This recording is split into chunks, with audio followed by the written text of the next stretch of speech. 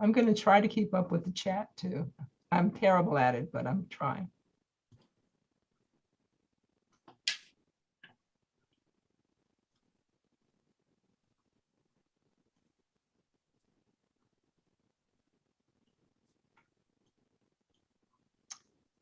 Okay, well, good afternoon, and welcome. Welcome everyone to the September episode of From a Poet's Point of View. I'm very happy to have everybody with us. I know that it is a beautiful, almost fall day. My name is Sistah Joy. I'm the Poet Laureate of Prince George's County, Maryland, and we are just really excited to be able to bring this program of poetry and discussion about poetry and learning about what makes poetry work for different folk. So today we have 3 poets, and I'm going to introduce each of them individually. But first, let me do a little bit of administrative thank yous. Today's program is presented by the Prince George's Arts and Humanities Council with support and in partnership with the Maryland National Capital Park and Planning Commission, and the Prince George's County Memorial Library, and the Nora Roberts Foundation. We greatly appreciate and thank them for their support. Without it, we could not do it. So this is, in fact, the 9th episode, because it's monthly, of the 2-hour virtual poetry series titled From a Poet's Point of View, which takes place each third Thursday from 1 to 3 p.m. Eastern Daylight Time. So you're with us and we are very happy about it. At this month's episode, poets will both present their poetry and discuss their approach to poetry and perhaps discuss the backstory of a particular poem or two, issues that are significant that move them to write. So, and also we'd like for you, our viewing audience, to correspond with us through the chat, because that way you can pose questions and make this a more, organic experience. We want it to be something that everybody can relate to. So we thank you for that. Now, it is my honor and privilege to present the 3 dynamic poets who are joining us today. They are Liz Reitzig, and Liz, am I saying your last name correctly? Yes, that is correct. Okay, Liz Reitzig. Also, Chris Farago. Did I get it right, Chris? Farago. Farago, okay. No one ever gets it right on the first try. Okay, Chris Farago. And this one I know, Sandra Turner-Barnes. Okay, so welcome each of you to From a Poet's Point of View. I will suggest that each of you should feel free to discuss and present your poetry on issues of significance to you and of relevance to you. It does not have to be what you consider to be the issues of the day, but if you are the poet that writes on the issues of the day, by all means. Accordingly, we will try and see if there's a way for us to fit in a little bit of an open mic at the end of the discussion, of the conversation. And we want our guest poets to express their views on questions and topics that are entered into the chat. So each poet will start out by discussing 2 poems each on topics of their choice and how they approach writing those poems. And we want to know how poets conceive and craft and powerful and engaging poetry. How can poetry be a tool for social change if that's the focus of your work? And how much editing is enough to take a poem from good to great? So these are things that we poets, we really struggle with at times.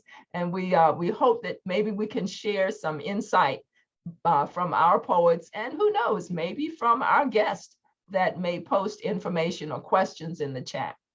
Now, since our format is one of poetry presentation and discussion, I will ask 1 to 2 questions, and then we're going to start off with poet number 1. Again, don't hesitate to post in the chat. Even if we don't right away get to your question, we are going to make every effort to have those questions and comments addressed.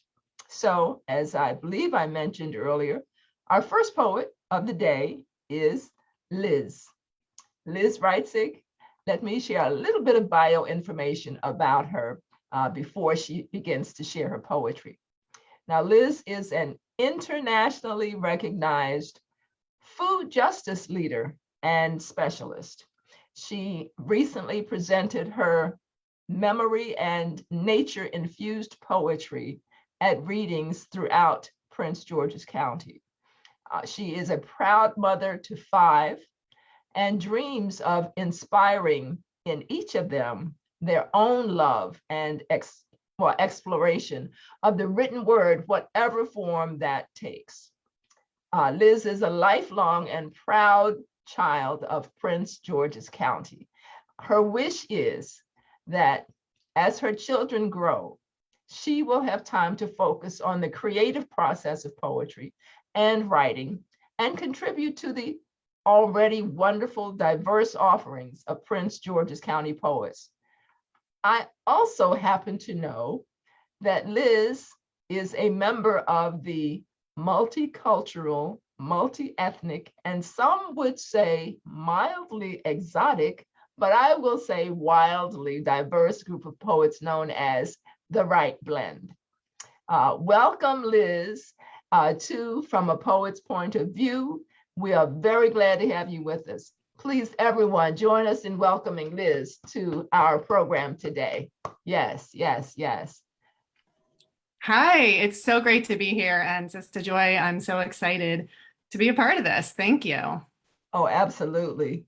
Why don't I start off by asking you a question that, because I know this is near and dear to your heart, I believe you are known for your poetry of food justice, addressing the issue of food insecurity. I believe you're also known for addressing issues of abuse. Now, why are these issues important to you? And when did you decide that they would become a focus of your writing? And then perhaps you can give us maybe what might be considered a signature poem to set the stage for or introduce us to the true Liz Reitzig. Yeah, thank you. That's several layers, right? Yes. I write about these issues because they're so important to my life and to the rest of us. I firmly believe that, and that when abuse or violence affects someone, it affects more than just that one person. It affects the community. And you know, the food issue is it's what I've lived, it's what I've breathed for 20 years now. And I've recently really grown that into exploration of further nature and spirituality, and how does it relate to what we believe and who we are as people individually and who we are in community, and how do our individual choices within that system, within our food system, how does that affect us more globally, or how does that affect our community right here? What can we learn from each other? And regarding the second layer of what you asked, how do I think you said, like, how do I choose to write about this? And I'll definitely talk about this more when we get into process, but I also believe that often the topics choose me. Right. Rather than the other way around. And I might set out to intentionally write about a writing prompt that somebody else creates. And I'll look at what I've written, and again, it's about nature, or it's about children, or it's about abuse or violence. So I think it's because it's a part of me. So these things come out in the writing. Okay. Well, perhaps you can give us a poem or two for us to get a sense of how this translates for you into poetry, because these are very real issues, both the issue of food insecurity, locally, nationally, and globally. and certainly the issue of abuse. And when you say abuse, it can be a myriad of issues under that huge umbrella. So Liz, we're going to sit back and listen to some poetry by Liz Reitzig. Yes, and I wanted to introduce this a little bit more, Sistah Joy. As you mentioned, I am part of a poetry collective, The Right Blend. And working with this group of diverse poets, we often give each other prompts. And so this particular poem, which is about domestic violence, came about through a prompt. And this is the one I'm going to start with. The color of pain. Reflection is a loud bang as yellow clouds morph into the wind with a nod toward Saturn's pink rings. The day gives no reprieve to the purple-black bruise over her left eye, where his fist landed last night. The color of silence is the smell of shame coiled tightly in her throat as she chokes on the putrid scream spreading through her veins, dripping red from the split skin where his knife left its marks and his intentions left nothing uncertain. Fear is the sight of her loved ones trapped by the brown-green quicksand of someone else's rage. The color of death is the sparkle of diamonds dancing on her finger, locking her to her silence, as loud as the gunshot that covers the blue sky over her grave. Thank you.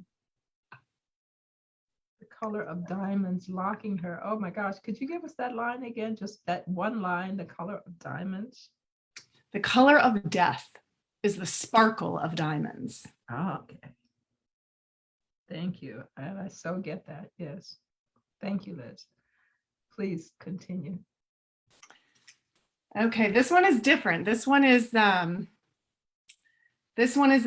another one prompted by my wonderful group.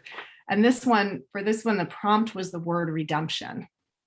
And this is a more recent piece, and it's focusing on, I would say, the broader aspects of nature rather than hyper focusing on food or food systems.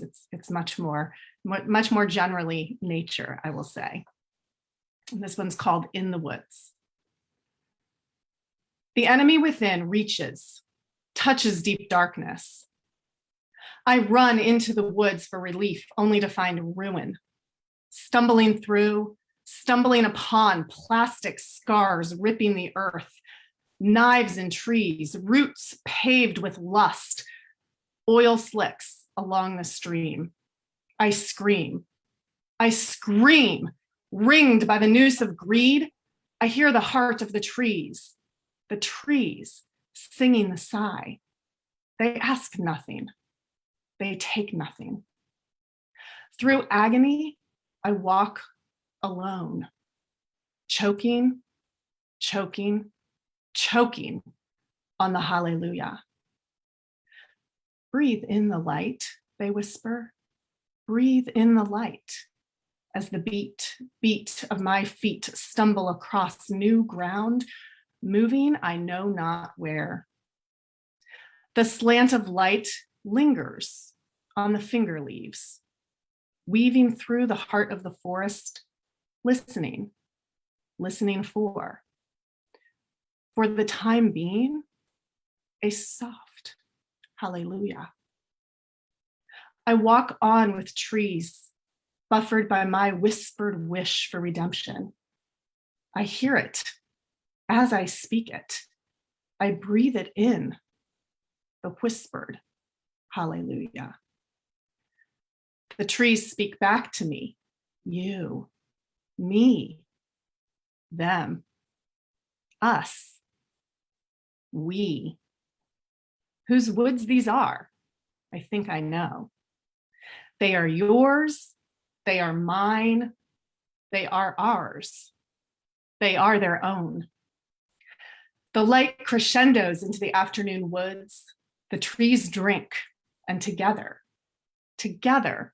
we sing hallelujah.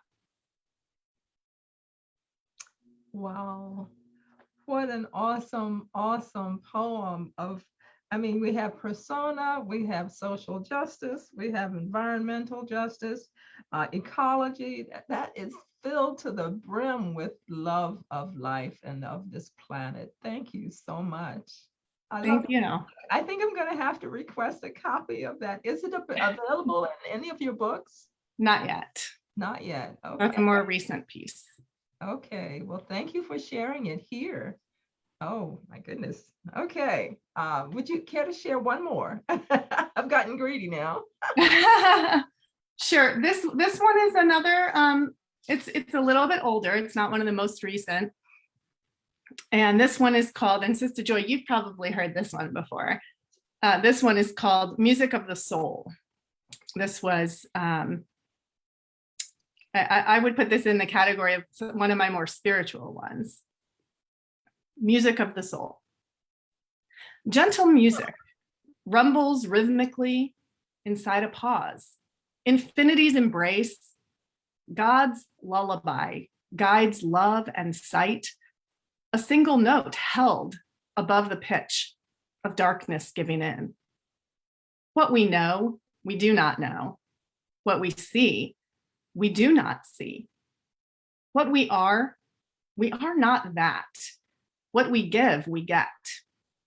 Peace lives inside a purpose. To know our peace, we play a piece of music we call life. You, yes, you, call forth the crescendo of early buds in spring and paint staccato stars across the purple sky. You conduct the waves to drum against the foamy sand and guide the planets on their path. You, again, raise mountains to the sky and forge diamonds in the earth while babes birth into their first breath, exhaling with a wild call of birds in flight. Vision is God's gift to us to see what is beyond, a reclamation of creation. Yet paradise remains inside. The sense, the source, serenity, the realest thing there is, the breathless chirp of hope, the quantum leap of love, that symphony of perfect peace, our connected power, our greatest self deep inside a soul that breathes our love alive. Yet not alive, time has no sense, no knowing here, no presence to reveal. The dream of love, the dream of life, the dream of God is you. How beautiful. Oh my goodness. I want to make sure that you are aware, because you probably haven't had a minute yet to look at the chat, but you're receiving some love from the chat. Oh, thank you. Yes, I'm very, very, very much enjoying certainly that last piece you just did. Is if ever there was a poem that is alive with soul and spirit, it is your poem. I think you said Music of the Soul is the title of it. Yes, I absolutely love it. And we definitely, if there are persons that would actually care to ask Liz some questions about her writing process, please, we're very happy to receive the kudos, which always well received here on, on this program, but we want to make sure that questions can be answered too. I want to just go back a little bit to the very beginning. What brought you to poetry, Liz? Oh, goodness. Well, one of my earliest childhood memories is really stumbling across a kind of a picture book of Emily Dickinson poems and reading some of hers and just go, oh, wow, like we could do this with words. And of course, avid reader from a very early age and thousands of wonderful influences there. And but all of that brought me to a love of poetry, but going from that love of poetry to maybe I can do this too. I think that was really, I had to mature quite a lot and realize that of course, why not, right? Right. And then actually, I mean, this is for many people, it's a process. It's not just an overnight, now I'm a poet. It's very much a process of, oh, try it. And then, okay, well, now you've written a few things, but they're like in a secret drawer somewhere or like in the back of the journal so nobody sees it. And so then from that step to being willing and being in whatever capacity mature enough to be vulnerable, to expose yourself in such a ways to then share it.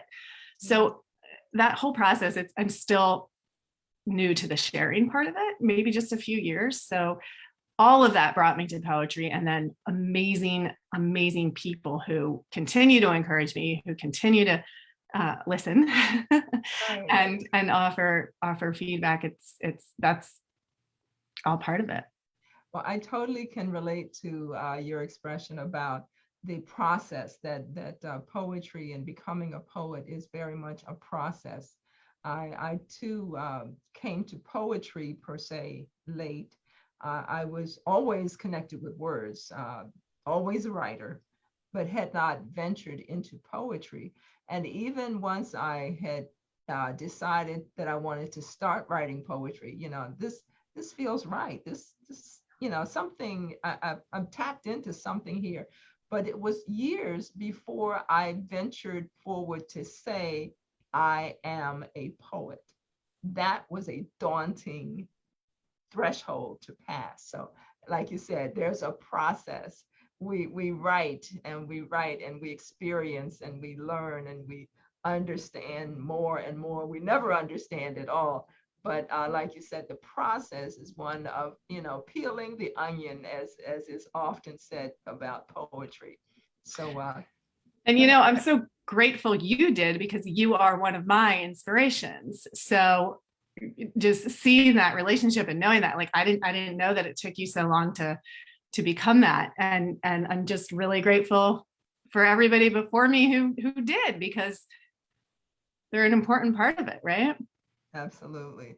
I see we have a question in the chat. This says from Gary saying, what inspires you to continue to write when you are stuck? Ooh. Yeah. One, other poets are like, don't stop, just get something out. And sometimes, I mean, I think this might be your next question, I don't know, but about the process of creating a poem, I think sometimes I have to write without inspiration.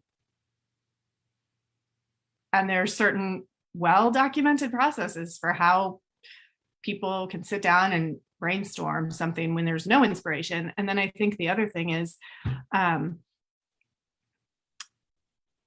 sometimes I'll have a feeling, and it might be like, I see that amazing, gorgeous tree that I see on the corner, and it's autumn and it's bright orange and it's got all those feels, just seeing that tree that I've seen every year for 20 years, and just all those feels. And how do I, like, that moment, it will just hit me in the gut, that feeling of like, how do I share this with somebody? And so sometimes there will just be that intuition or that moment of that feeling. I'm like, oh my gosh, I've got to somehow record this. So it's not a one thing that happens that when I'm stuck. It's like several things can happen. And sometimes I just have to force myself to look at something and describe every side of that thing I'm looking at, and just force myself to write, even if I know it's right, not poetry. Well, there is prose poetry that lends itself more to that narrative telling of, going from ekphrastic to just painting the picture with words. So it is something that, like you said, the process can unfold when you're stuck, and you just break it down to the very basic rudimentary functions of describing and then changing the words so that it can be beyond the physical. So yes, I see there's a post here, from Ty Gray L. I empathize with your point on claiming the status of poet. It took years before I would accept myself as an actual poet. I never thought my words qualified enough until other people called me a poet. And that's, that is a daunting thing when you really respect poetry and then you put yourself out there to claim to be a poet. You better be correct, because it's no joke. It's no joke. Thank you, Ty, for that, for acknowledging that. And maybe that'll be something that I ask each of our poets today about that threshold of growing from considering poetry to be relevant to actually claiming that you are a poet. So, well, Liz, thank you so much for what you have shared thus far. Certainly, as your colleagues today are sharing, if there are points that you wish to share, please feel free to either interject or put it in the chat. We want this to be open to all. Okay. Thank you. Thank you. You're very welcome. And again, everyone who might have come in late, this is Liz Reitzig. And Liz, do you have any publications available for purchase? Actually, yes, the Poetry Collective that you mentioned is this group, The Right Blend. And we have our first book out. So if this is of interest. I'll put it in the chat. Yeah, I'll put it in the chat. I will. Thank you. Thank you. All right. Thanks. Thank you so much, Liz. All right. And moving right along before time gets away from us, we know that we have 3 poets today. And our second guest poet is Chris Farago. Oh my gosh, that quickly, it skipped from my brain. Chris, thank you so much for your patience. And we want to let the folks know a little bit about you before we begin hearing from you. Chris is a poet living in Greenbelt, Maryland. His work has appeared in the Northern Virginia Review and Endlessly Rocking, poems in honor of Walt Whitman's 200th birthday. He is a regular contributor to Exterminating Angel Press, the magazine. He counts Basho, and I never pronounce this right, Jorge's, Oliver, and Bukowski among his influences, and he thinks that Johnny Gargano is the most underappreciated professional wrestler of his generation. Please join me in welcoming Chris Farago to From a Poet's Point of View. Welcome, Chris. Thank you, Sistah Joy, for that. And Chris, is there any additional information that you'd care to share about yourself that would allow our guests to get to know you better?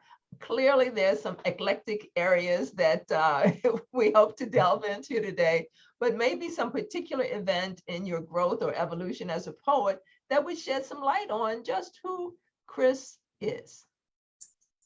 Well, I can share one other bit of the biography with the Made in Ohio t-shirt too. Is I grew up in Northeast Ohio in a small town near Oberlin College, if anyone's familiar with that area.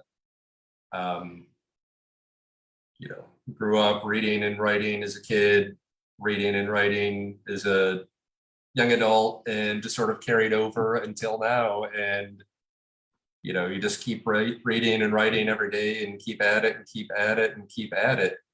So Chris, are you one of those poets that writes daily? Writes a poem daily? Yes, I know when I talked to you on the phone, like, way back when we were setting this up, I mentioned that, I, got back into the practice of it, probably the last 2.5 years now, that I'm writing a poem every day and posting it on Facebook. And I know your reaction was, oh, so you're one of those poets, which I know it's like, there are some people who, sit and it's like, thankfully I'm in a, very fruitful period in my life writing where it can just, kind of keep coming out of you and keep coming out of you. And, it's like now wanting to look the gift horse in the mouth, and you just, take it and run with it while you can. And I think, writing every day is part of my practice, and it's gotten to be that. And it's one of those things that, I just can't imagine not doing it at this point. So, I'm just very grateful that it's still going on right now, and I'm just going to run with it as much as I can. Well, we So a lot of the poems that I'm going to read here today are, from what I've written recently. I think the first couple that I want to read are things that I've written probably in the last 2-3 weeks, the last month or so, to start with here. So I'm going to just go ahead and jump in and read the first one, and we'll go from there. Okay. This first one is called Wait. If you wait long enough, the poem that is your life will be written for you. An accumulation of words and memories, some yours, some not, put together in an order by an unseen wind hag, pushing one pile of dew into another until something resembling scent emerges. A fresh baked raspberry cream pie, all a sheen and glimmer, with her husband, that fat barley bearded mystic you vaguely remember, sitting at the base of an oak, having treed your favorite squirrel, having drank the last of the mead. There is a world among the infinitude of them in which this poem is written by your grandson as he tries to carry on with, capitalize on your literary legacy. He has become the wind hag, the baker, the mystic, and if you could speak to him now, you would tell him bravo, but also you left out the bit about the estranged fishmonger and his always convalescent wife. But that's okay. Keep them wanting more in the next volume.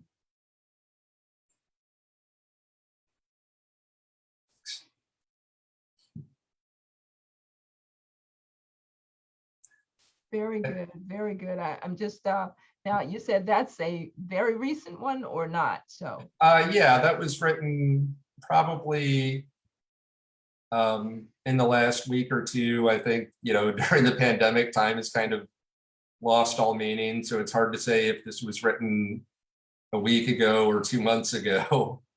A lot of it runs together. Do you recall specifically what prompted that particular poem?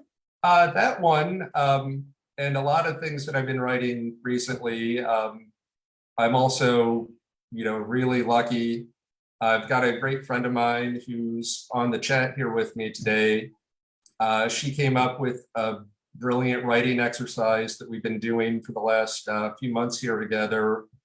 Not, probably most days we were playing Words with Friends with each other online, and we have multiple games going. And she came up with the idea, hey, why don't we pick the first 3 words that, we each play during the day, use those as writing prompts where you have to take those words and insert them into a poem, a short story, a fragment. And, it just creates the most random, surrealistic things. And, if somebody's looking for a way to write every day, I would, highly suggest that.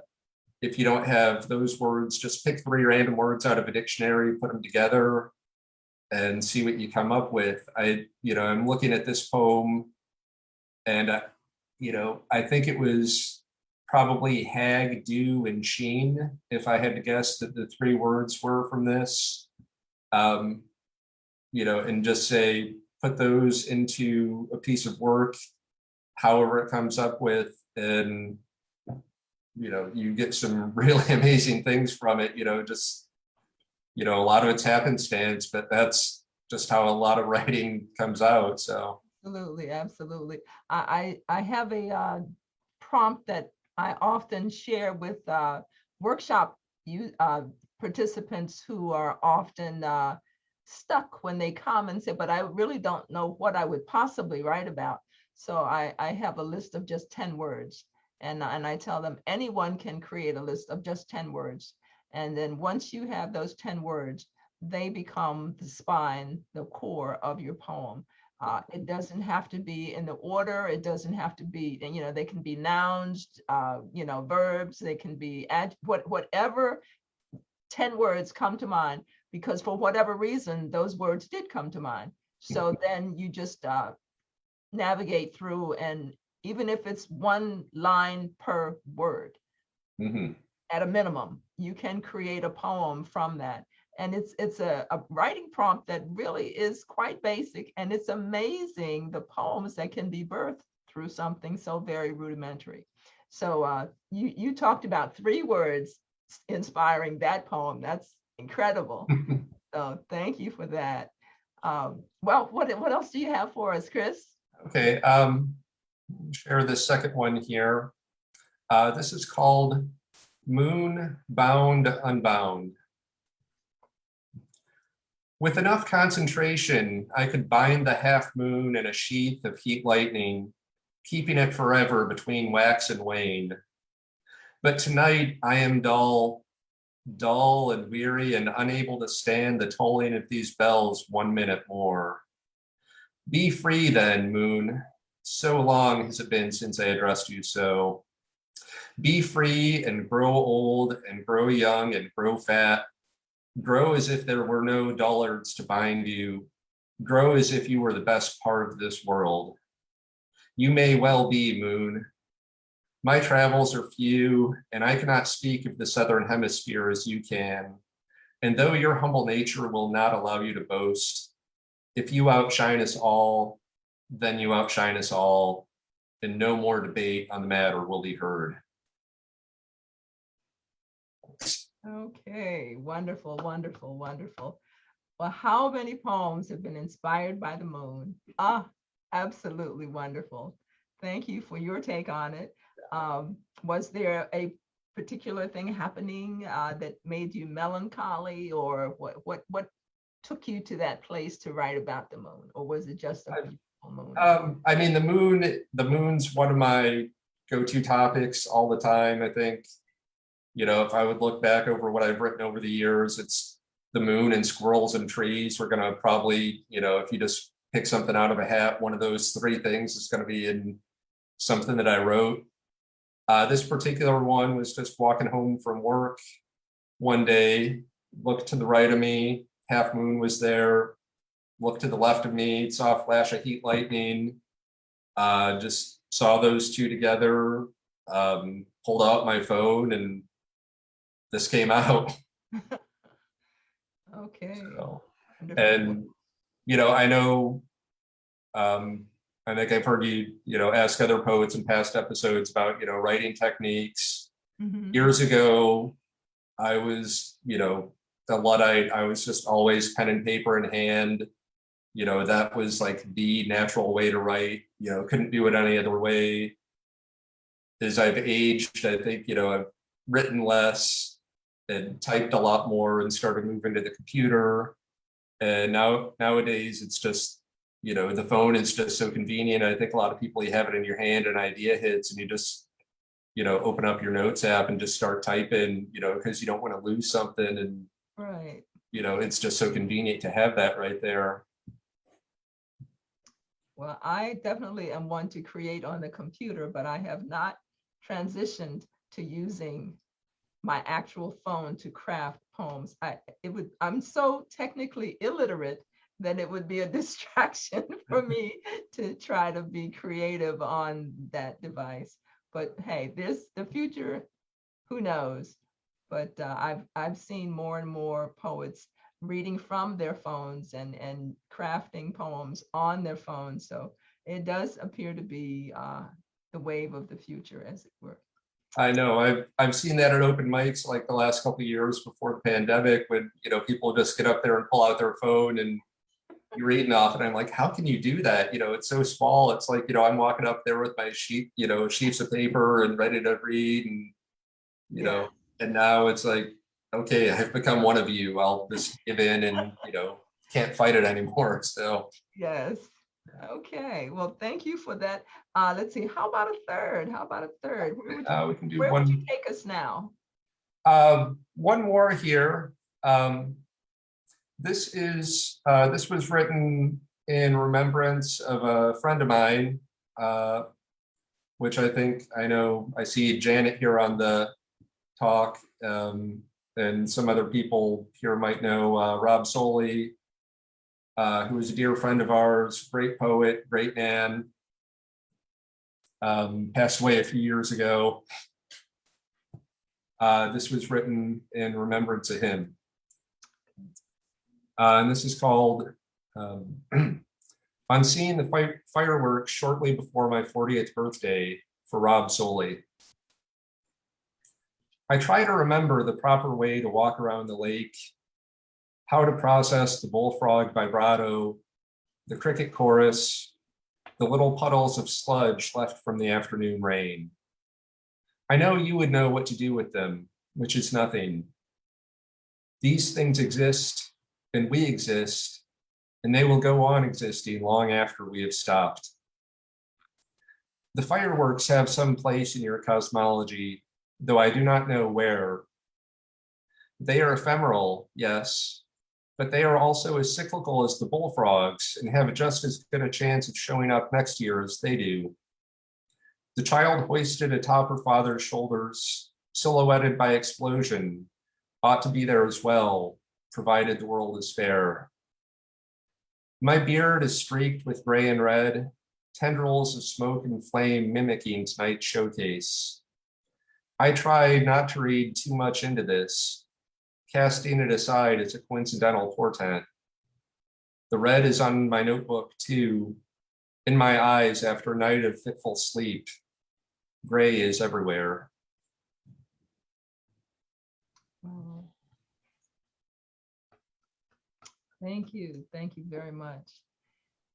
Okay, well, Chris, I have always appreciated whenever someone does a tribute to a life well lived. And when we connect with a spirit, it's a beautiful way to continue that connection whenever we want to resurrect the immediacy of it. So thank you for sharing that. I did not know the person, but I clearly see that that was important for you. And I think Janet, also you mentioned, is also someone who knew the individual. So thank you. Thank you. Okay. Let's see. There are many kind words over here. Let's see. Looking down. Well, Liz simply exclaimed, "Beautiful, Chris." So you have appreciation posted. Are there any publications that that persons can obtain to read more of your works? The one spot, I'll put a link in the chat here for an online magazine, Exterminating Angel Press, the magazine. They've been one of my favorites, and thankfully, I've gotten to know the editor there over the last couple of years, and I had them recommended to me by a friend of mine, and started submitting to them, and they've expressed a good appreciation for my work. So I've had something in their most issue. I think they have like usually 4 online issues a year. I've got something coming up for the October issue that I haven't read yet, that if we have another round, I'll save for that. But yeah, I've had just a couple of things in some print journals here and there that are probably floating around on Amazon, but Okay. I'll just put that link in the chat, and that's probably the easiest place to find something. So. Right. Okay. Okay. I see there's a comment here from Ty Gray L. Great visuals, Chris. I can see and hear your words. The bullfrog's bravado and your trained squirrel are resonating. Bravo. So again, the visuals, that's what we love about poetry. And let's see, Catherine has, let's see, EAP is a visionary fiction magazine. How does your work elide with that? Catherine, can you speak, unmute, and let us know a little bit about, I don't know what EAP is. Oh, I'm sorry, Exterminating Angel Press. And Oh. I'm Chris's girlfriend. So like I was just prompting him to talk about something I like to hear about. Okay, well, absolutely. I swear I didn't put her up to that. So Not a problem if you did. Great question, Catherine.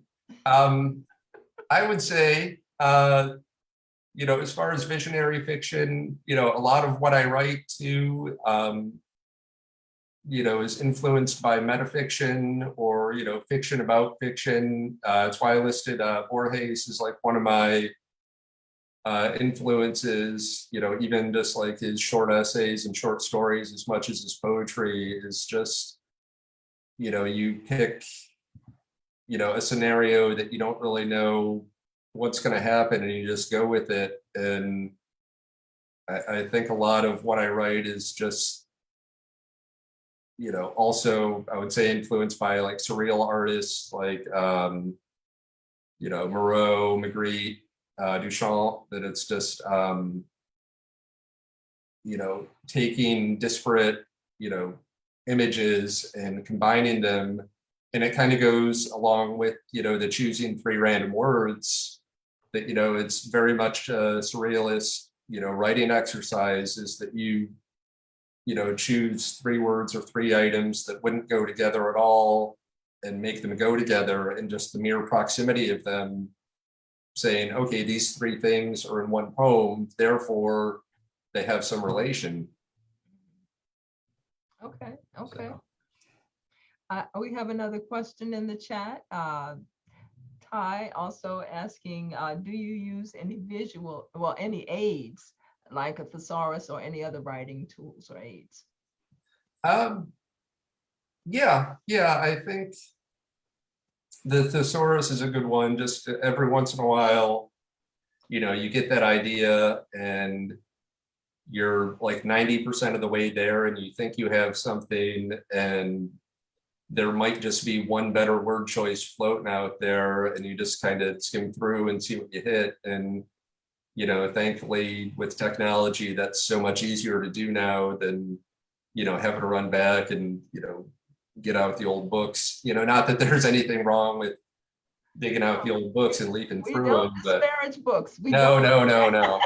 No, I work in a library, so Okay. books are very much my friends, and Okay. I'm never going to have anything bad to say about them. But yeah, thesaurus is a great thing. Just there we go.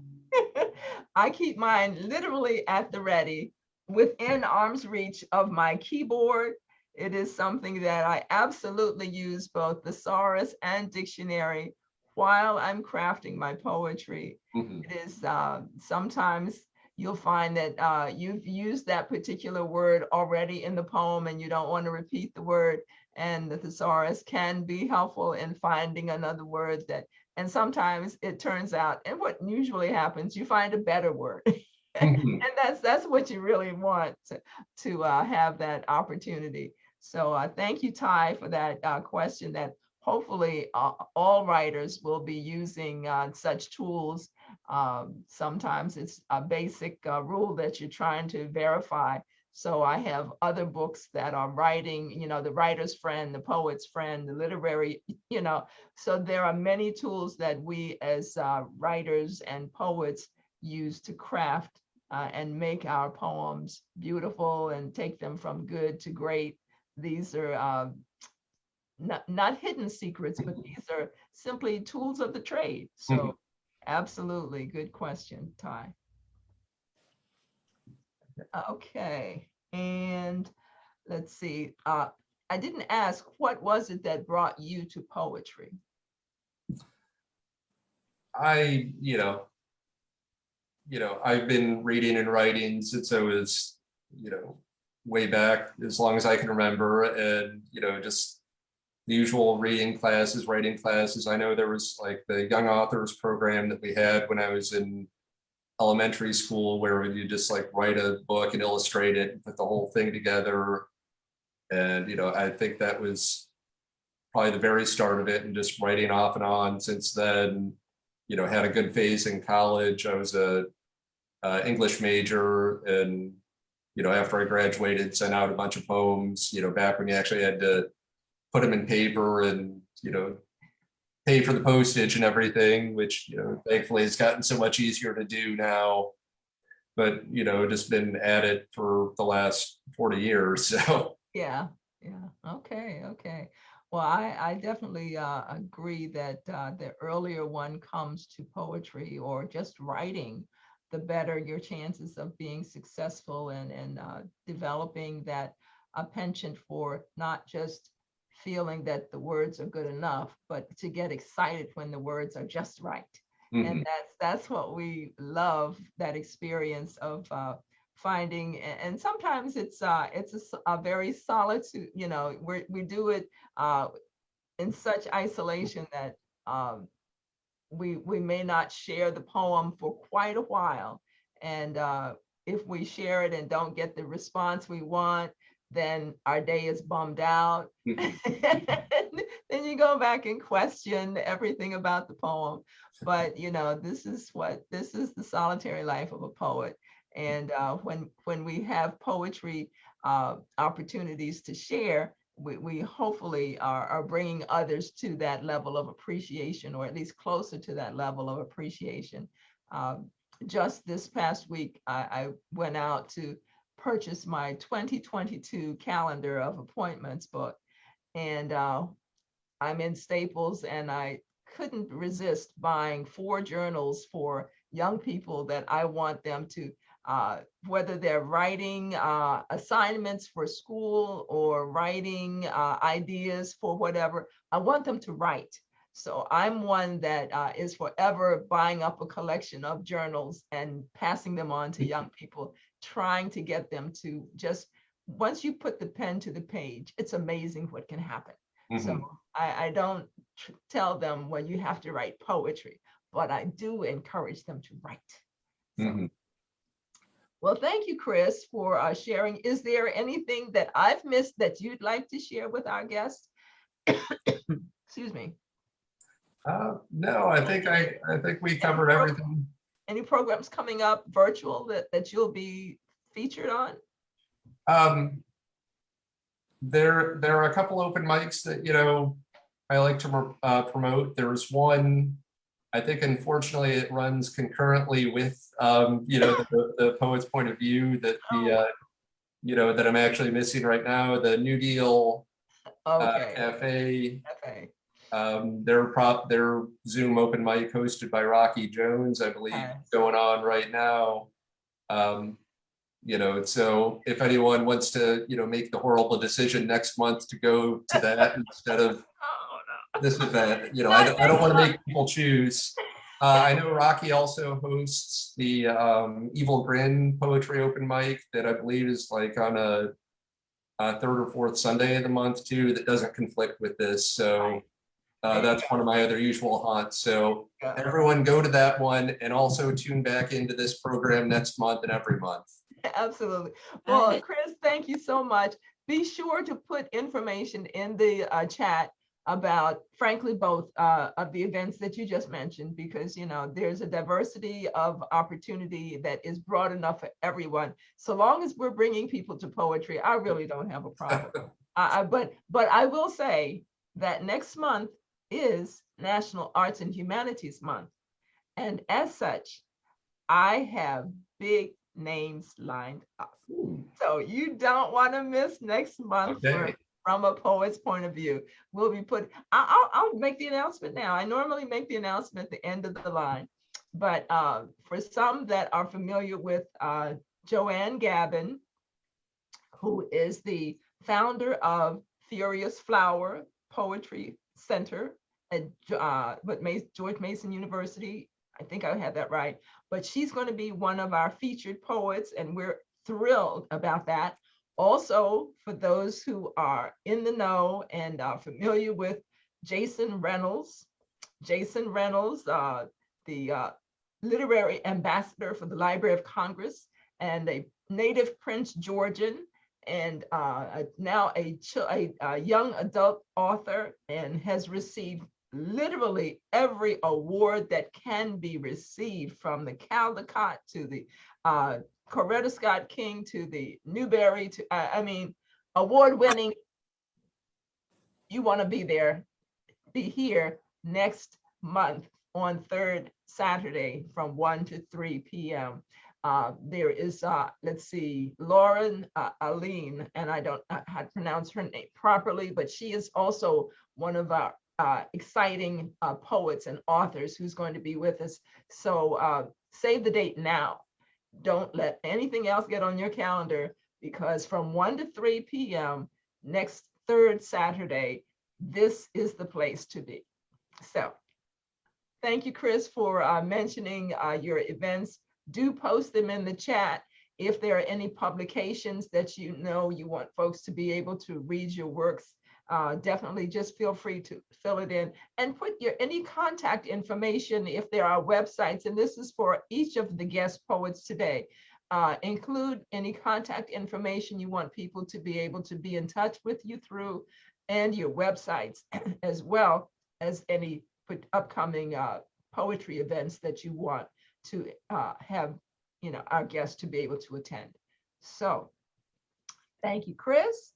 And that transitions us to our poet number 3. I want to make sure that I didn't overlook any questions.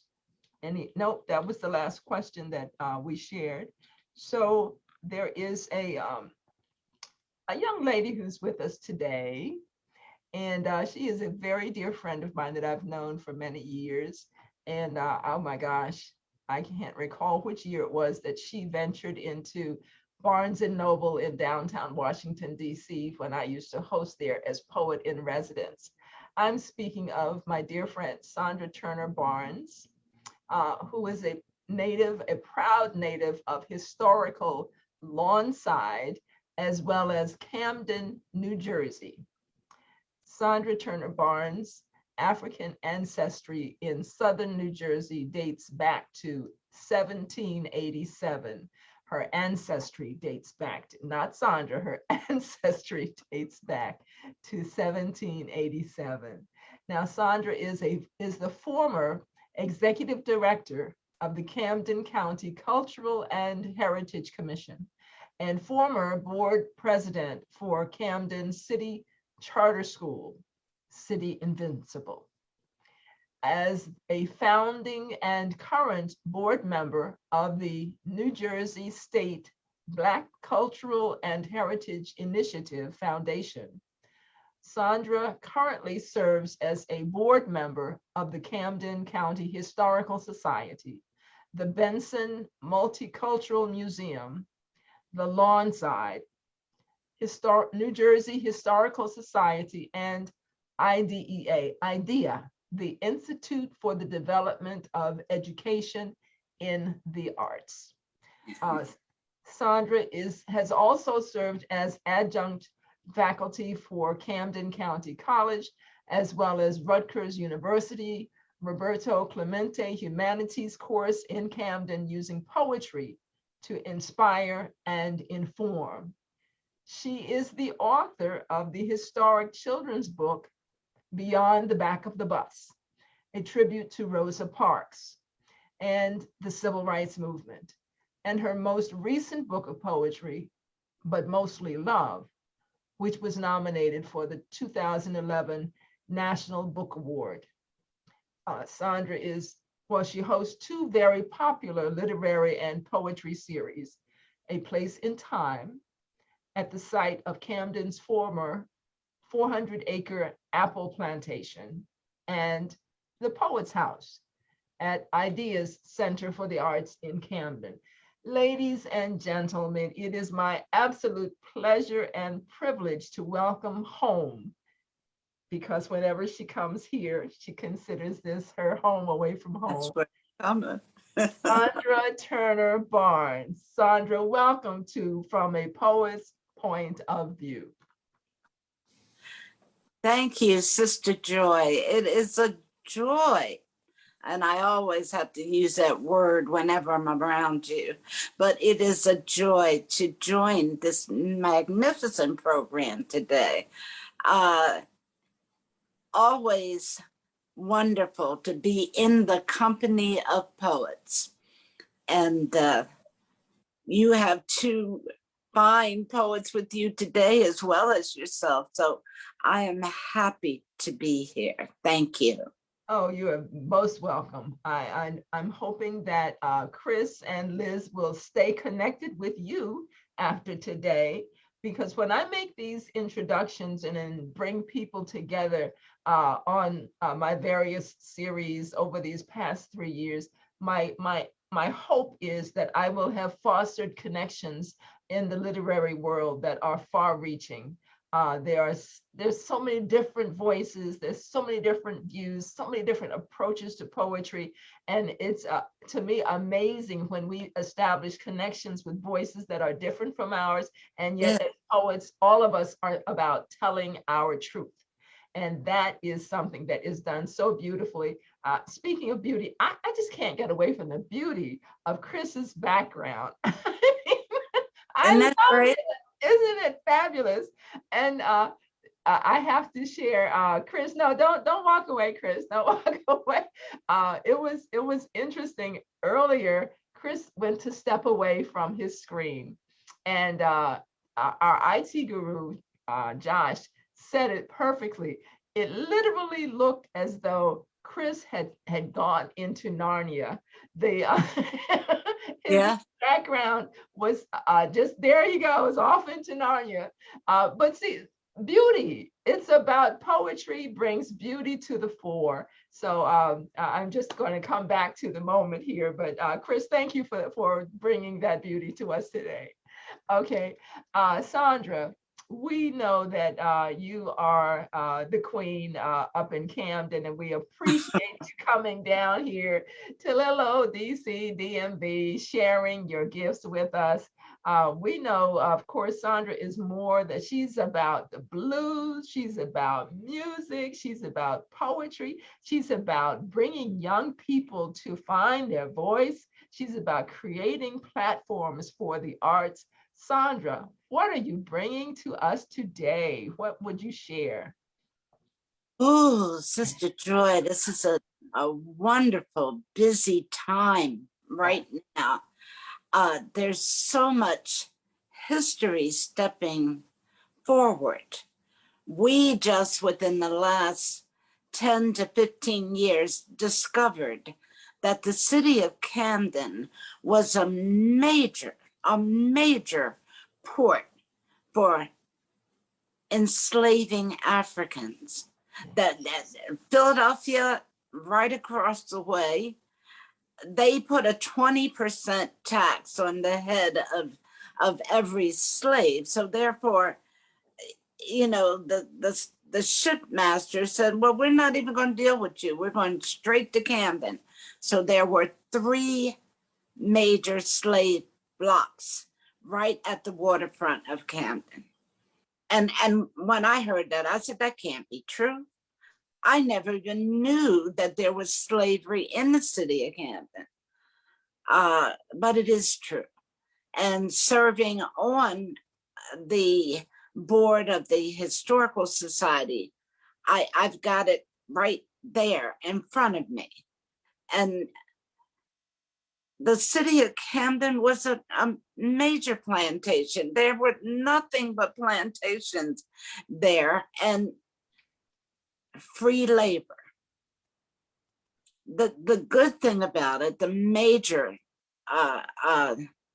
slave owners there, and I hate to use that word, owners or slaves, it was enslavement. It was forced. They were the Coopers, the same people who started Cooper Hospital and Cooper's Ferry.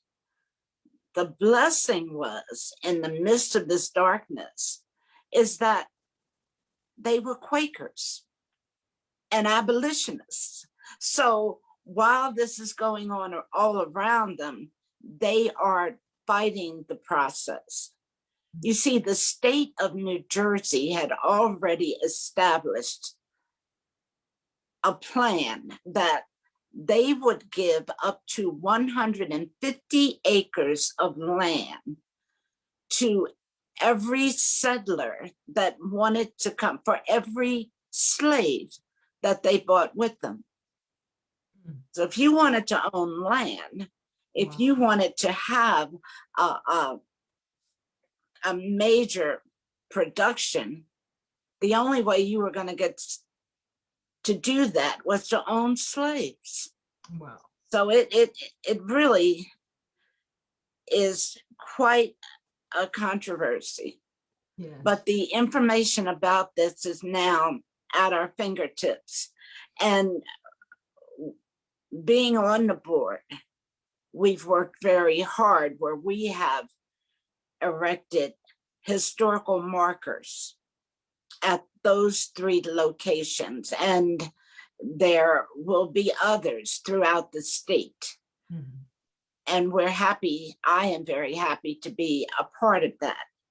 So Okay. naturally, I'm writing about it. I'm writing about it every day, You have some poems? especially learning that one of the enslaved people held from 1695 to the 1800s had the same last name as me, Susanna. And every time I walk through those doors, I call her name. And sometimes strange things happen. Lights come on Okay. that shouldn't come on. But I host a poetry series in the big house at Pomona Hall. And we are happy to walk in there and share poetry and art and culture. And just happy that the house is still standing. It was built in 1724 and it's still perfectly in shape the Mm. way it was all those years ago. Well, Sandra, can you take us there vicariously through your poetry? Take us to some of your expressions, some of your experiences that you have I'm written. sorry, Sister Joy, I can't hear you. Can you speak? Okay. Yes, I'm sorry. I was saying, can you take us to some of the experiences about which you have written through your poetry? Is there a poem? Are there some poems that you can share from that experience? Absolutely. The one that actually was written up in the New York Times because Senator Cory Booker came to town when we installed the first marker honoring the ancestors, and it is entitled Camden's Slave Block. Much more than merely flesh and bone was paraded and sold here upon this stone. The hearts and souls of our African nations, the hopes and dreams of our future generations, valued less than cattle or other livestock, purchased right here on Camden's slave block. Brilliant Black minds tormented on evil slave ships, beautiful Black bodies broken by bloody bullwhips, our language stolen, our tongues taught to lie. They silenced our drums, laughed when we cried. Our values, our morals, they'd ignore or mock. Thought they bought those too on Camden's slave block. A Black mother cried here every sale day. Her own small children cruelly snatched and sold away. Her breasts would now have new mouths to feed. Her womb forced to nurture the slave master's seed. And each night, her shackles he'd unlock. His property purchased here on Camden's slave block. Here, many a Black man hung his head in shame, his family ripped apart, his manhood never the same. Chained hand and foot and about his neck, those he dearly loved he was unable to protect. In his own land, brave and strong as rock, Oh Lord, but not here on Camden's slave block. That was nearly 400 years ago, and yet only 4 blocks away, a tragic life still continues for many poor Blacks today. Though Master has moved on with his stolen wealth, he left behind systems that keep us enslaving ourselves.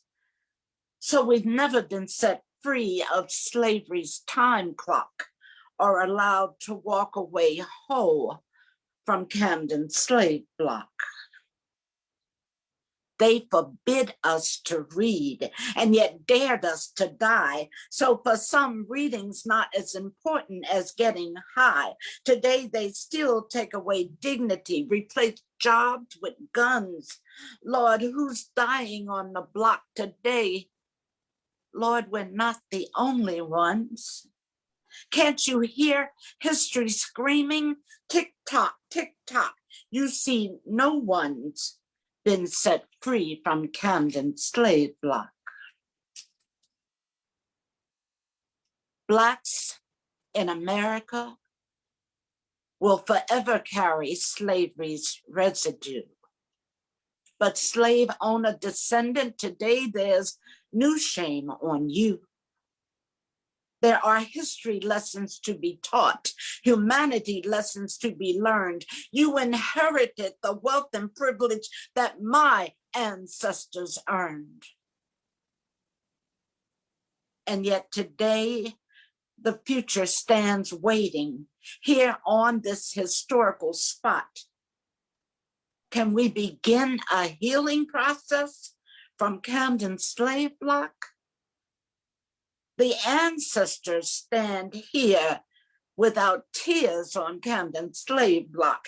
Lord, we're all finally here without fear on Camden's slave block.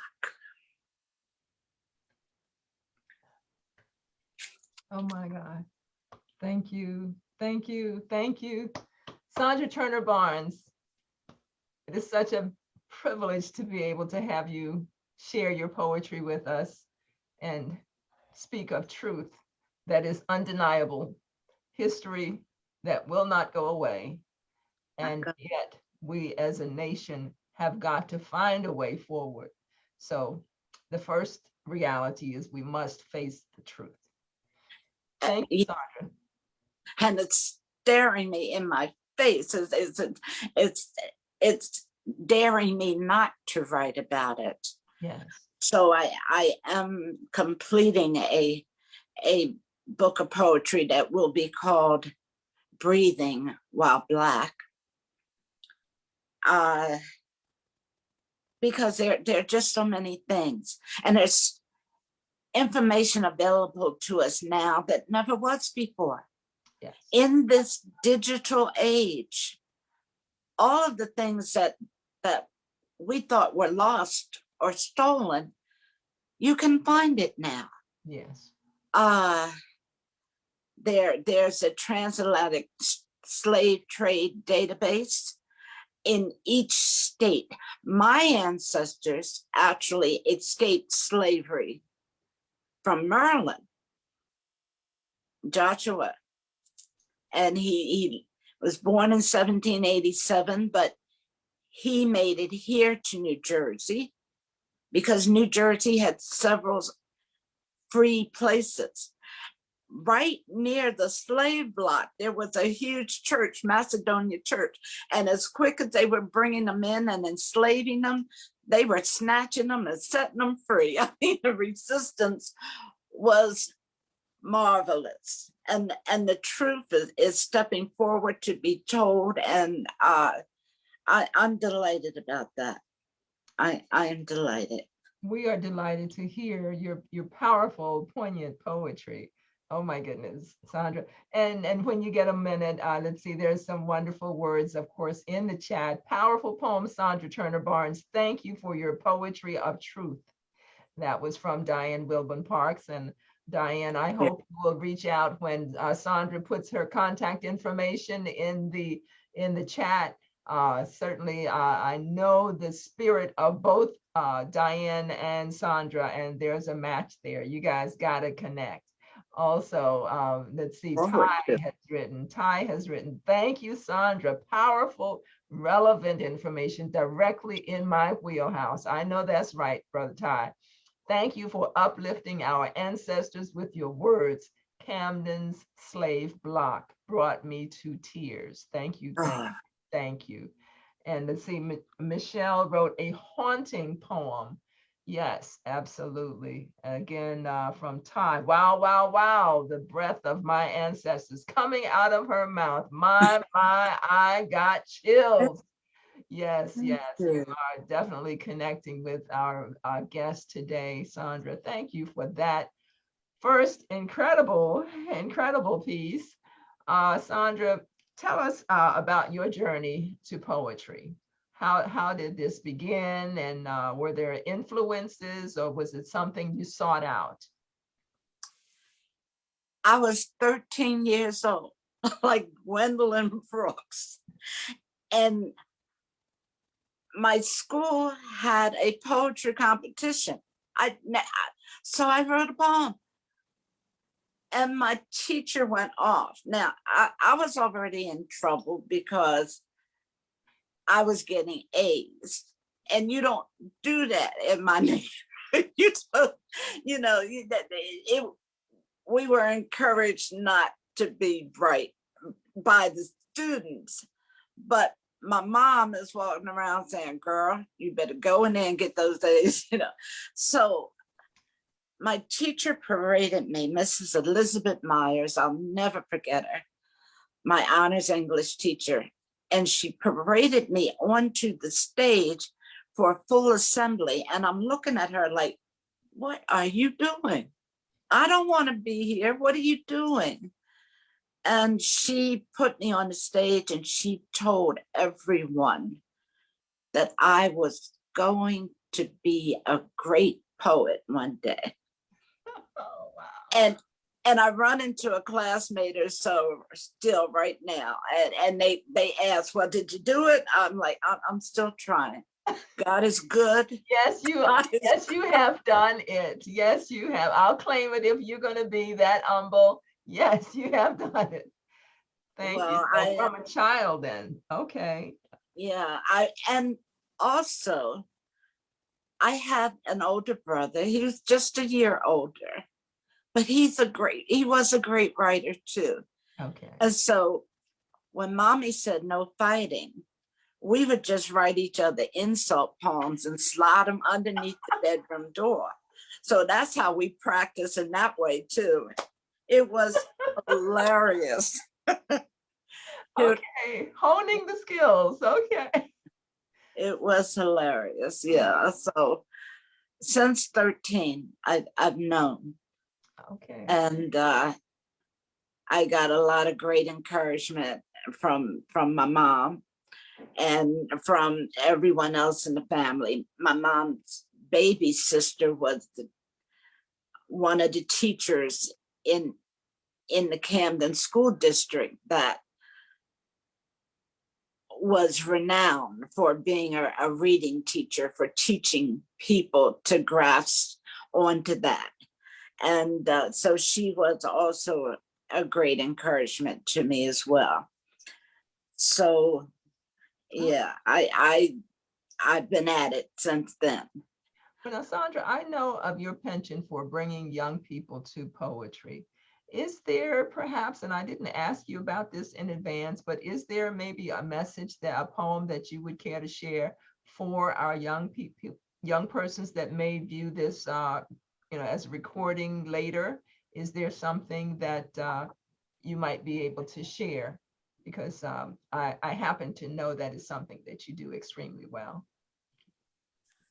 I do have a poem.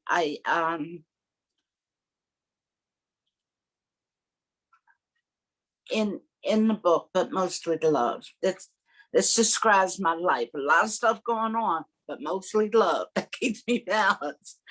But I also had a poem similar to our first poet that talked about the treachery going on in the world that goes toward our young girls. Mm. And the inspiration behind that, Sister Joy, is like, I raised my daughters in the city of Camden, and they had one little girlfriend. I never left their side. I never took my eyes off of them. It's just like, I don't care. They'd be in school walking down the hall and see their mom walking down the hall and be like, what are you doing here? I don't know. I just thought I needed to come and see about you, But this one little girl, she didn't make it, Sister Joy. Mm. She'd be at my house, they'd have pajama parties, and we just looked up one day and they found this little girl dead. Mm. And they never even went to look to see, what should we be doing? So I wrote a piece called Bright Daughters Lost to Darkness. And if I could share it, I'd like to.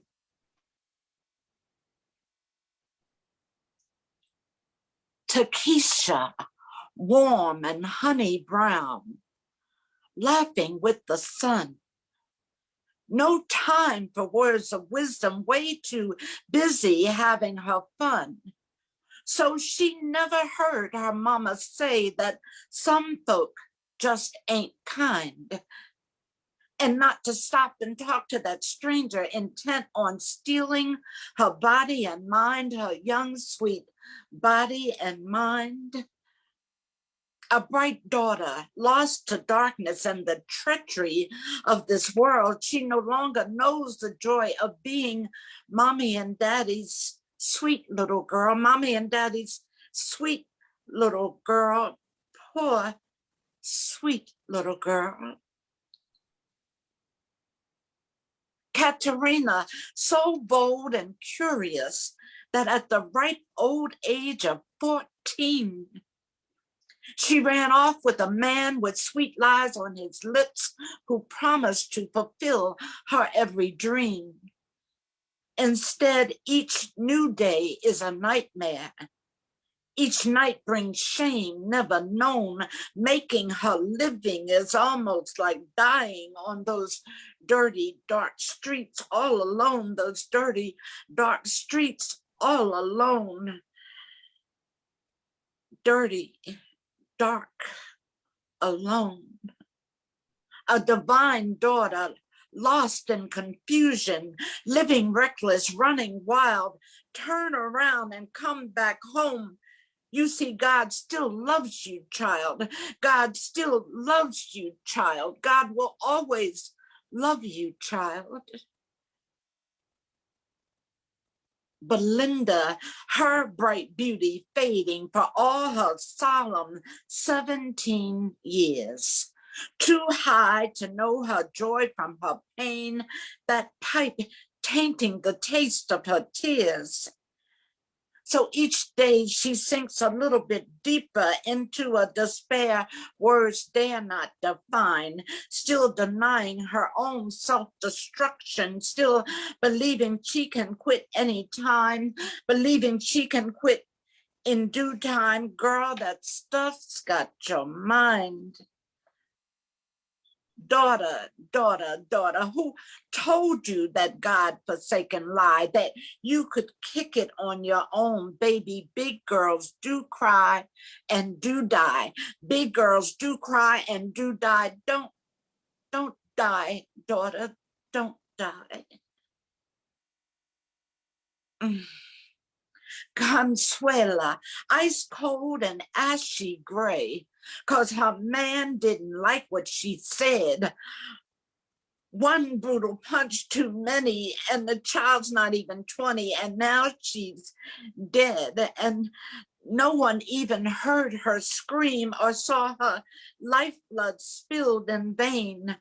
Her bright smile merely a memory now, and soon some won't remember her name. Soon some won't remember her name. Did you hear what happened to,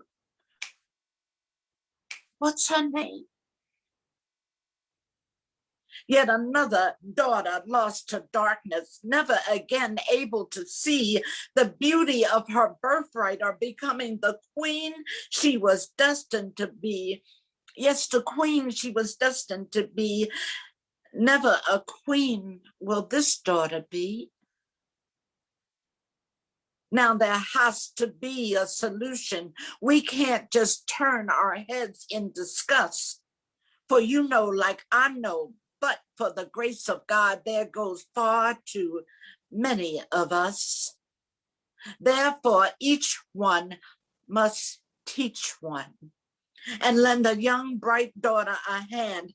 Open your hearts and listen. We must help them understand. We've got to help them understand. Lord, please make them understand. For each precious life, there is a purpose.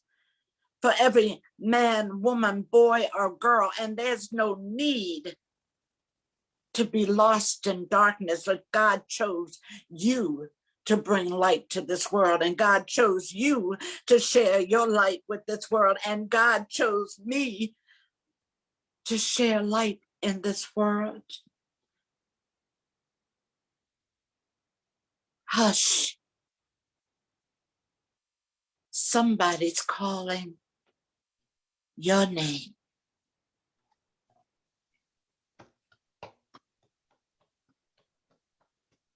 Oh my.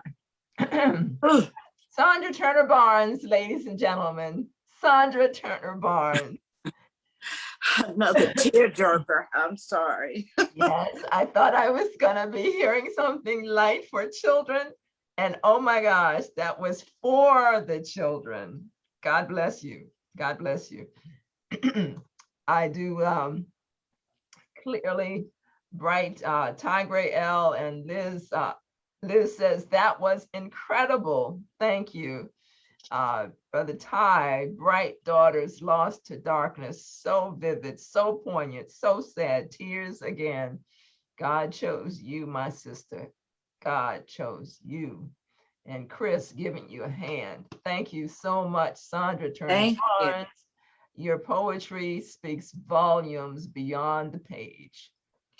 Sandra, please be sure to put your contact information where I know you said you host 2 major events in Camden. Tell us about those.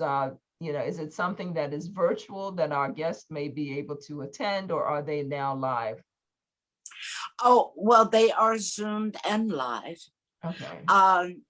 We did an outdoor thing on Thursday, third Thursdays at the Historical Society of Camden County. It's called Pomona Hall. We do Zoom and do live, but we tried to do it outside, and we had a wonderful turnout, but the Wi-Fi didn't work. But we'll have that fixed Right. for next time and in the spring. And we're going to have next year in the spring a major event at Hopkins House. You remember Hopkins I House? remember. Fond memories. Yes. Doc Yes, and I up there performing for you.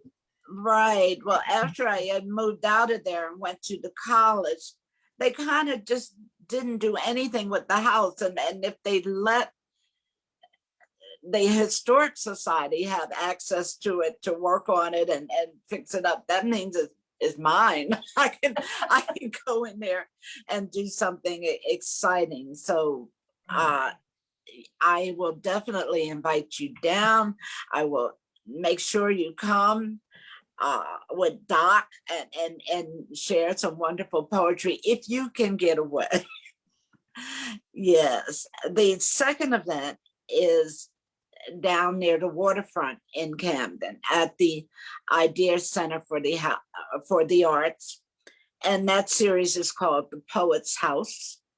Because when I saw the new facility, I said, oh, this is a poet's house, So we do wonderful things there. And I am kind of busy everywhere. I think God is so good. To be asked to give a lecture Yeah. on the history of the city of Camden and to share that with medical professionals that are going to be treating the residents of Camden. That's an ingenious idea. That's a long time coming. We should have done that, when we first invented a hospital. Well, what about the people we're going to be helping? What shouldn't we know something about them? So that's magnificent. And so I'm just very happy to be alive and well and doing what it is that I love. This has been a season of sorrow with this COVID, and it's not gone away. Oh, the Delta variant and others are definitely not going away. So we do have to be very, very conscious, purposeful in our walk and our ways. Sandra, would it be premature to make an announcement about an upcoming appointment that may be on the horizon, or is it if it's premature, I understand. Well, I have been advised that I will be appointed the first poet laureate of the city of Camden. It's a new administration coming in, and I'm excited about it. But they've been calling me that for the longest, and I said, you can't do that. That's a real appointment. That's a real job. You can't just call me that because you like my poetry. You have to appoint me that Yes, in order for that to happen. Well, and I'm very glad to be able to. You are an inspiration. You do your job so well. I tell you, you do a magnificent job. Thank you. Oh, thank you, Sandra Turner-Barnes.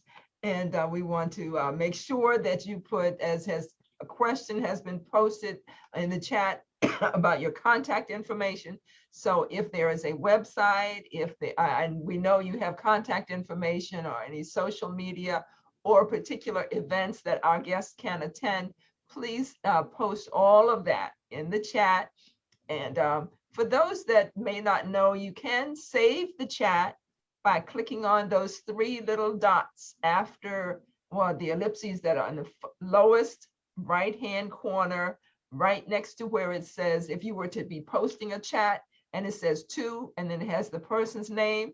If you keep going over where it says direct message, and then there's the little happy face, and then there's the three dots, those are the ellipses. And by clicking those three dots, you'll see it says save chat.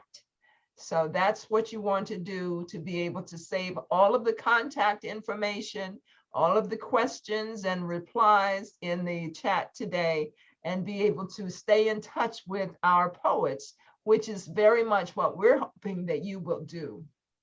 So thank you so much. Well, I Sandra? just want to share. Yes. I've been published a little bit this year, but there's a new anthology dedicated to Amir Baraka. It's called Brilliant Flame. And I'm happy to be a part of that. As a new anthology that just came out of Philadelphia. It's called Philly Johns. Okay. Well, can you tell us about that terminology, Johns? What does Philly Johns mean?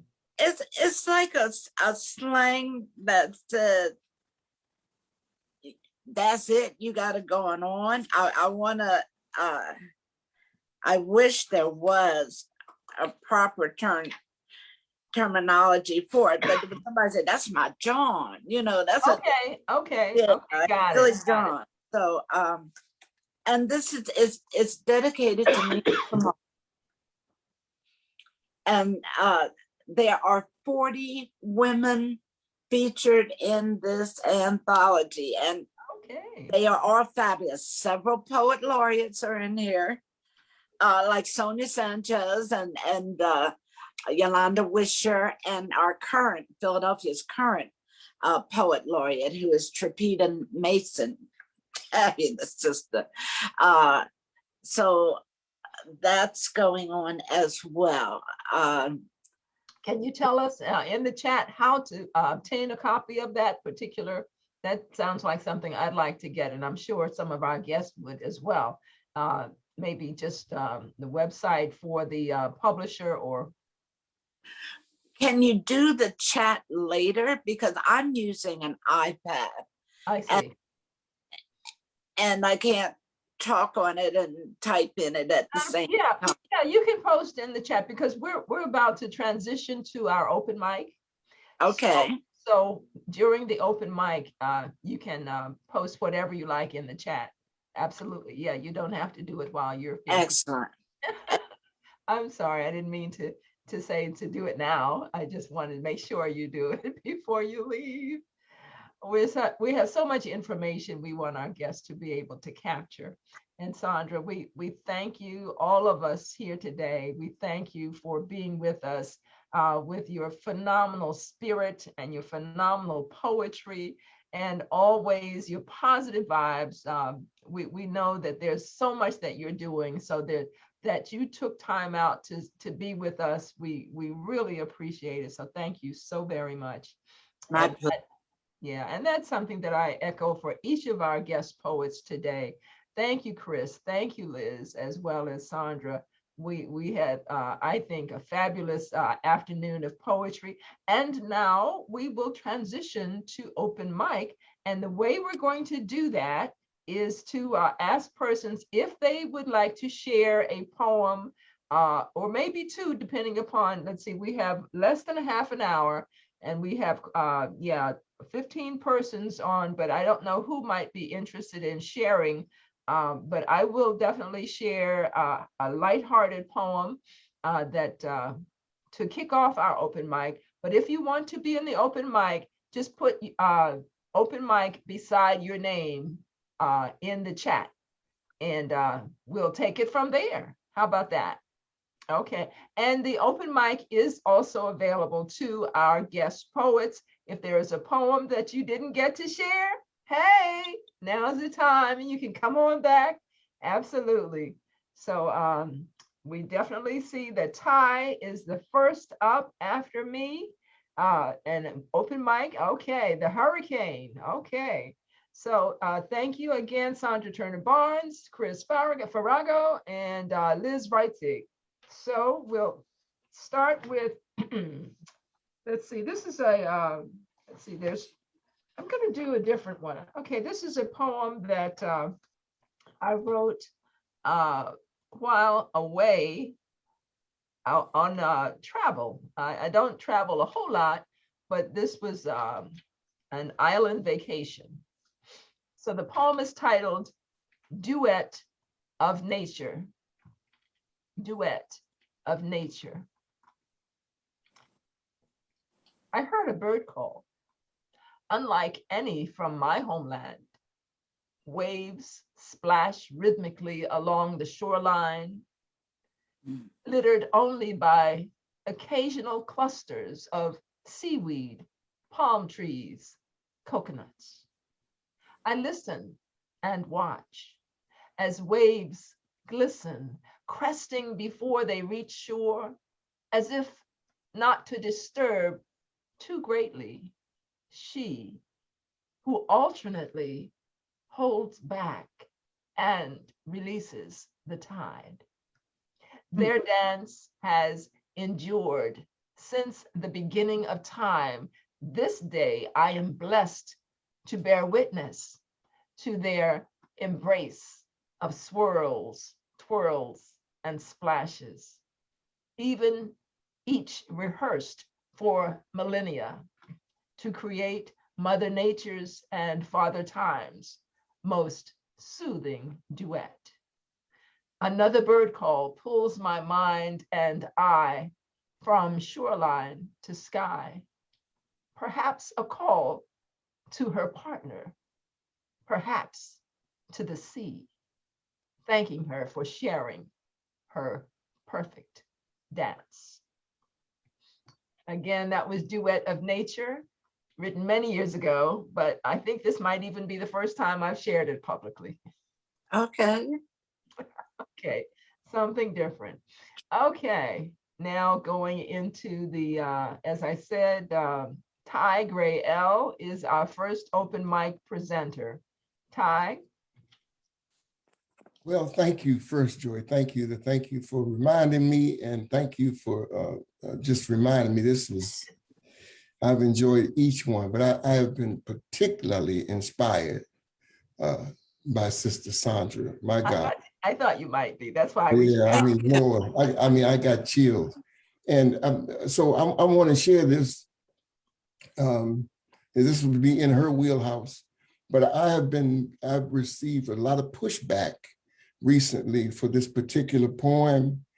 And I just want to say, as poets, we all know that I don't think I actually write these poems. I think they come from somewhere other than myself. And I know this particular one did, but when we think about the recent weather and Hurricane Ida and these storms, this particular poem just came through to me. It's called The Hurricane.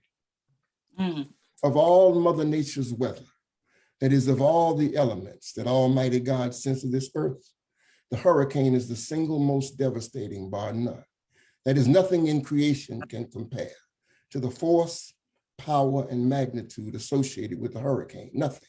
Avalanches, earthquake, tsunami, typhoon, volcano, monsoon, derecho, tornado, none of them can compare. As a matter of fact, during Hurricane Ida recently, there were more than 50 individual tornadoes seen to spin off of that hurricane. Hurricanes have been known to reach sustained winds of over 200 miles per hour, lasting 7 consecutive days and more, which is more power than all the world's nuclear arsenals combined. Now get this, hurricanes seldom come off the Pacific. They never come off the Indian nor Arctic Ocean. They come off the Atlantic Ocean. They get started as tropical depressions around the western shores of Africa, take virtually the same route as the slave trade, and slam primarily into the southern states of America. And so, for all these reasons, I submit hurricanes are the breath of my ancestors. There is a truth that must be told. Its force can't be contained about the history and the mystery in the rage of hurricanes. For you must know the reasons why gale force winds do blow and disperse their vicious vengeance on southern states below. You see, the bodies of my people through the Middle Passage came as cargo in slave ships, so a beast could lay quit claim. And their limbs were battered and broken by a heathen with no shame who stole us from our homes, then promptly changed our names. But now the laws of cause and effect, so appropriately germane, come collecting unpaid taxes in the form of hurricanes. You thought our spirits were beaten. You thought our spirits were tamed, but instead of us defeating God's temper, you inflame. And now retribution comes to visit on the winds of hurricanes. Storm clouds gather over Africa full of slavery, suffering, and pain, and they marshal their momentum full of vengeful, hard, black rain dead set upon America as if possessed and insane. And since all those cries for mercy, I said all those cries for mercy fell on deaf ears in vain, you must feel the wrath and the fury of hurricanes. For the girls you stole from Senegal and the boys from the Ivory Coast, the spirit of those ancestors haunt Louisianans most because Of all the slave ship harbors in the many ports of call, yours were the most insidious, the vilest of them all. And for all you island dwellers to whom this verse pertains, your shores made shelter for sellers of human beings in chains. Thus, the breath of my ancestors forged a spiritual weather vane that plots a course of sorrow via the gale of hurricanes. Because in cargo holds, you laid 20 million souls like spoons in kitchen cabinets. And now the winds blow down entire towns, leaving tents to pitch and maggots. And the law of just requital, extracting its just due, says that you must pay for the games you played. Florida, Texas, and Mississippi too. So if the next gale wind you hear evokes real fear and the terror seems inhumane, it's just the breath of my ancestors in the spirit of the hurricane. Brother Ty Gray L, Brother Ty Gray L, ladies and gentlemen, thank you so very much. Classic Ty. That's and he has tons of these, ladies and gentlemen. So follow him. Ty, please put your contact information in the chat. Oh, Okay, thank you so much. hi. Okay, and now we have, let's see, after that, we have Chris. Chris says he's got one more to share in the open mic. Yes, Chris, there is time. And let's see, after Chris, we have, let's see, moving down. Diane Wilburn Park says she has a poem to share as well. So she'll be after Chris. Chris, what do you have for us? Thank you, Sister Joy. Just have one more poem. This is going to be appearing in the upcoming issue of Exterminating Angel Press. I think October 1st or so, it should be available in their fall issue. It's titled, Past Los Angeles is the Sea. Cock au vin again for dinner. At least it's not salmon or pork. Remember, it's a big loaded word, that. Remember your teen years, what you did then for free, what you did for a fee. The West called to you. It calls everyone, but it called you specifically. It told you to come alone, dressed in a gi or a sarong. It told you to come in sandals or Crocs. It told you to come in the guise of a raider or an assassin. You did not question the West as you would now. You did not question enough now anyway. You recall your teen years once more, count your money, smile. Thanks. Thank you again, Chris. Everybody, please put your contact information in the chat so everybody can stay in touch with everybody. You don't have to be a featured poet to put your contact information. You don't have to be a featured poet to put any information that you want to share that's related to poetry in the chat. So this is our opportunity to make connections, get information, and certainly if you have a book of poetry, we want to know about it from anybody who's on this call. So thank you so much. And Chris, thank you for that. Thank you for that. Okay. And now we have Diane Wilburn Parks, who will be possibly, let's see, I don't see another name. Is Liz going to share one? No, I don't see an open mic beside her name, but Diane, what do you have for us? I am apologetic at first because I'm seeing a couple of things coming across my screen. So I just want to say, Sister Joy, this has been so great this morning to hear, this afternoon to hear Liz, Chris, and to also to hear Sandra as well. Sandra, I will be reaching out to you. Are we able to? Okay. No, you can't see me Okay. because Unfortunately, Sister Joy, Not a problem. I can't do it today. That's okay. Go right ahead. Okay, so the title of the poem that I will read, since they were talking about, some folks were talking about the ancestors, Sandra and Ty, I definitely want to be able to pay homage to my mother. And the title of this poem is She Comes as a Sunset. I know that Sister Joy has heard this before, but maybe others haven't. She comes in the eve as a sunset, with the last yellow sun slipping down her shoulders. My skin gathers for church now and waits for her ghost to arrive. Echoed chimes bloom from the distance as she steps in slowly, wearing the red evening as her gown. I press into warm air with an ear pinched to its skin. I can barely hear her just above the silence in my room. We exchange voices.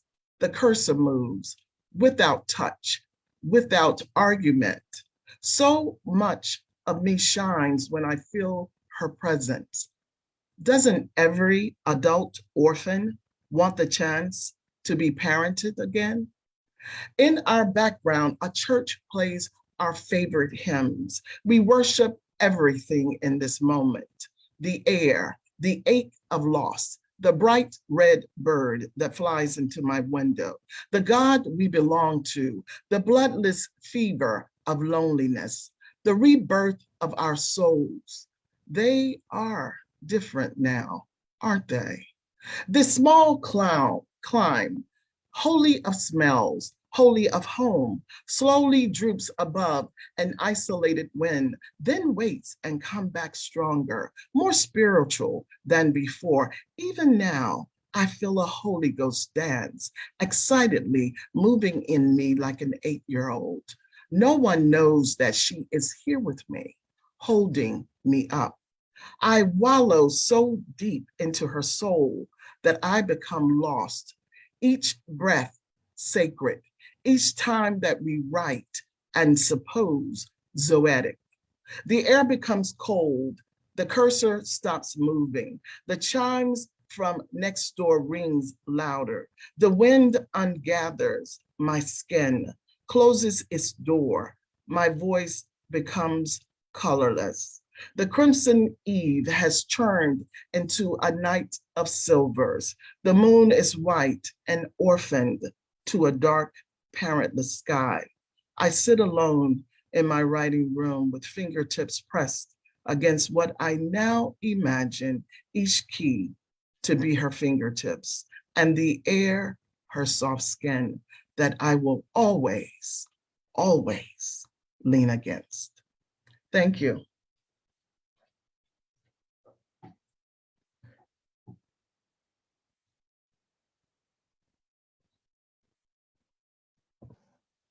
Amazing poem. Thank you. Thank you so much, Diane Wilburn Parks. I did hear that Right. before. I loved it all over again. Mm. Thank you. Thank you so very much. Thank you. I'm going to close out our session today. I don't see another poet signed up, so I'm going to close. Oh, wait a minute. Aressa has a poem, a short poem to share. Aressa? Hi, thanks. Yes, I'm ready. go right ahead.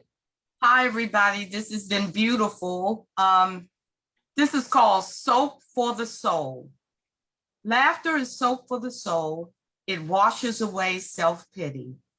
To chuckle about our human side, foolish mistakes are less gritty. Laughter dissolves great sadness, like insect repellent for gloom. Blues can't stay in the same place when joy emerges full bloom. In the company of a witty friend, good feelings flood the heart. A clown tickles our funny bone, and laughter lights the dark. Thank you. Okay, thank you very much. Okay. All right, well then, I believe that was our last open mic. Looking, okay. So I'm going to close us out with a poem that I recently was inspired to write as having observed a poetry event that was presented by the Voices of Woodlawn. And Diane Wilburn Parks, could you please put the link or whatever information is available about Voices of Woodlawn? We really don't have enough time to start that conversation here today, but except to say that Woodlawn was a plantation owned by President George Washington, I believe, in Virginia.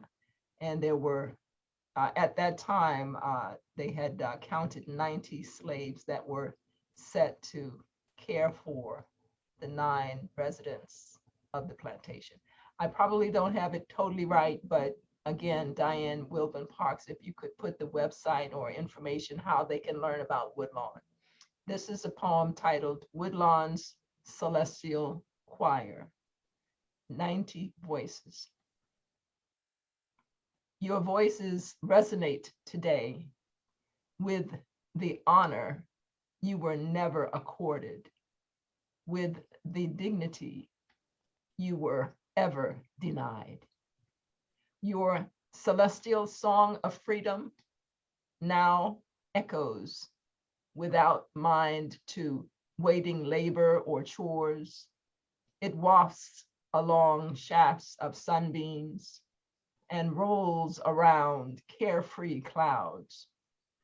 We hear each refrain and pay homage in hopes that you no longer even recall the weariness and pain of the life you endured. Your song has become our most fervent prayer. Woodlawn's Celestial Choir, 90 Voices. So that concludes our set for today. I do want to make mention, as I did say earlier, that next month our session will be taking place on October 16th, which is Saturday from 1 to 3 p.m. And our featured poets will be Dr. Joanne Gavin of Furious Flower Poetry Center and author Lauren Aileen, and poet and young adult author and ambassador with the Library of Congress for Ambassador for Youth, Jason Reynolds. And I'm sure many of you are familiar with Jason, who is from Prince George's County and probably now has about a dozen, if not 15 books that he has written specifically for young adults and primarily for young boys, but they are young adult series that are award-winning bestsellers through Simon & Schuster. And truly, this young man has made a statement that is being recognized globally of the life experience of young boys of color in America. So please do join us next Saturday from 1 to 3. Thank you all for being with us. Don't forget to save the chat. I'm saving mine right now. I clicked, so it will show in my folder. And you can be sure that you locate where you save it to, but save the chat. There's tons of wonderful information that will carry today's celebration of poetry well beyond the day. Thank you, Chris. Thank you, Liz. Thank you, Sandra. And thank you to each of our guests that joined us. Fabulous time together. I enjoyed it. I hope you did too. See you next time. Bye-bye.